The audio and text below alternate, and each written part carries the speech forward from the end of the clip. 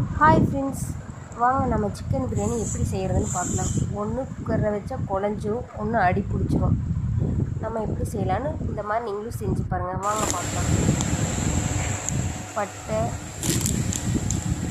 இதெல்லாம் வச்சு எடுத்துக்கலாங்க. இது வந்து ஊட்டிலேருந்து அக்கா அங்கேருந்து கொண்டு வந்திருந்தாங்க,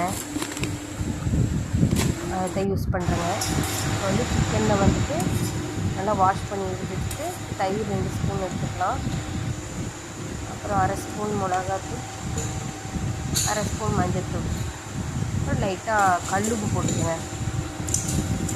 போட்டு அப்படியே மூணையும் வந்துட்டு நல்லா மிக்ஸ் பண்ணிக்கலாங்க. இந்த மாதிரி எல்லாத்தையும் வந்து எல்லாம் மிக்ஸ் ஆகும். அதே வந்துட்டு சிக்கன்லேயே தண்ணி விடும். நம்ம தண்ணி அதில் சேர்க்கக்கூடாது. அப்படியே கொஞ்ச நேரம் வச்சிடலாங்க.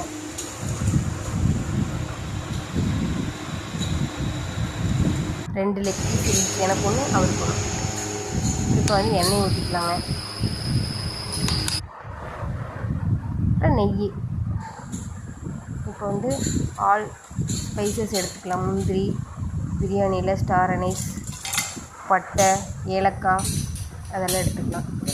பெரியவங்க இந்த மாதிரி நல்லா பொடிசாக கட் பண்ணி வச்சுக்கலாம். 2 பச்சை மிளகா, கருவேப்பிலை ஒரு கட்டு போட்டுட்டு இஞ்சி பூண்டு பேஸ்ட் போட்டுக்கலாங்க. அது நல்லா வதங்கிட்டுங்க. இப்போ வந்து கலர் சேஞ்ச் ஆகிடுச்சு ஆனியன். இப்போ வந்து தக்காளி சேர்த்துக்கிறோங்க. தக்காளி நல்லா இதாகிடுச்சு. இப்போ வந்துட்டு மல்லி, புதினா வந்துட்டு சேர்த்துக்கிறோம். சேர்த்து அதையும் வந்து நல்லா மிக்ஸ் பண்ணி வச்சுக்கிறோம். அது கூட கொஞ்சம் தயிரும் போட்டுக்கிறோம்.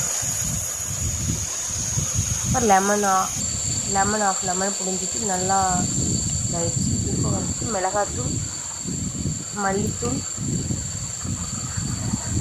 வீட்லேயே அரைச்ச பிரியாணி மசாலா, அப்புறம் கலருக்கு கொஞ்சம் காஷ்மீரி மிளகு.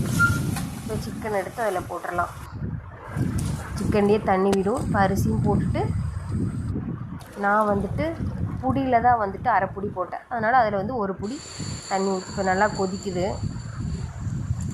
அப்போ வந்து நெய் ஊற்றி நம்ம வந்து குக்கரை வந்து மூடி வச்சிடலாம். 3 விசில் விட்டு இறக்குனா மணக்க சிக்கன் பிரியாணி என்னோடய ஸ்டைலில் ரெடிங்க.